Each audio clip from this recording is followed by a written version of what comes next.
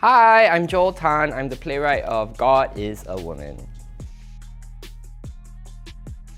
When you work in the arts in Singapore, I think you bear witness to a lot of censorship horror stories, some of them bloodier than others. And I think in the past couple of years, I noticed a very similar kind of pattern in how massive letter writing campaigns from people who wanted to cancel something that they didn't like would gain a lot of traction and then succeed, right? And I was very concerned that people writing letters could wield so much power in this country and create this culture of fear and anxiety and content anxiety. And so I wanted to write a play that addressed that. Specifically in my life, I've also seen friends who run arts events, festivals, who've had their shows kind of brutally censored by this kind of activity. I've seen how damaging this kind of behavior can be, and so I wanted to write a play that avenged my friends.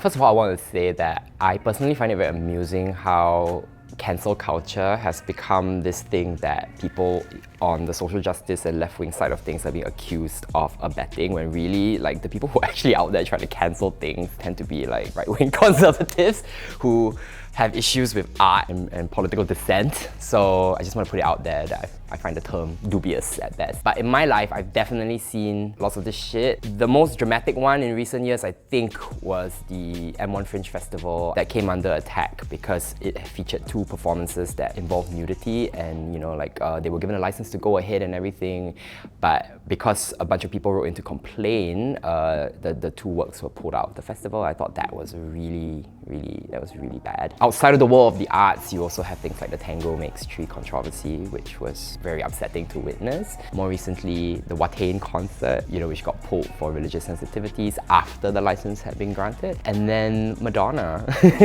being made to take holy water out of her concert. And low-key, I feel like if you can do that to Madonna, I'm just like, what is going on? What is going on? Leave Madonna alone.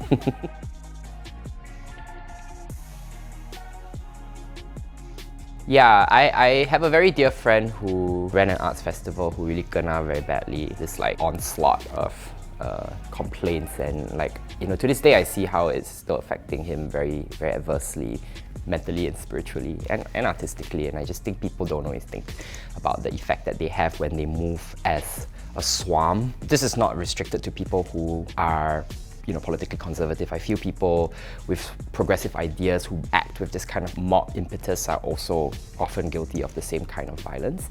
In my own life, I've been relatively lucky that most of my plays have gone on without issue. There's always a kind of risk that they won't get a license. My play Tango almost didn't get a license. Earlier on in the process, we were just about to launch public sales for this play, and then we were given a call from the relevant government agency telling us to halt sales because we were undergoing some testy negotiations with them over some of the material in the play, which we eventually resolved.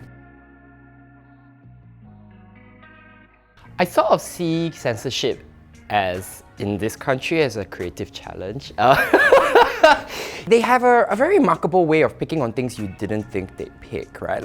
You write this scene that you think is kind of really edgy and says some really out there things, but they don't notice that. They zoom in on very specific words that you just kind of wrote as an afterthought, and then they're like, oh no, this is the thing. This is the thing that's going to get everybody very upset. And you're just like, how? And I just find that very charming, I think. And I love engaging in that kind of conversation with the censors. In a way, it's like having a kind of third eye look at your work and tell you things about it that you didn't even know about it. But, I think the frustrating thing is this, living on this edge of possibility where you just never know when you're gonna step out of bounds. And maybe the sinister version of what I just described is that keeping it kind of vague and ambiguous keeps you in a state of hypervigilance about what you can and cannot say. I've had friends who put on shows that got the license literally the day of opening, which, can you imagine living through that kind of headspace where you just don't know that this thing you've worked on for months is gonna get to see the light of day? And especially for a form like theatre, which cannot exist independent of the performance. I feel very lucky to have gotten away with it for the most part, but it really can be very devastating. It affects sales, it affects people's incomes, it affects people's morale. I really hope people just come and bask in the stupidity of this play. I think there is a value to stupidity and absurdity. This play goes to some, really weird places, and I kind of just hope that that feels good, that we can have a kind of collective laugh at ourselves and this mess we're in, and leave feeling a little bit seen. And if at that level that's what this play can do, I think I'd be very happy. And then obviously to have a little think about why it is we are so easily offended, and why it is we accept that some people are able to leverage on their offense to such a pernicious degree. Yeah.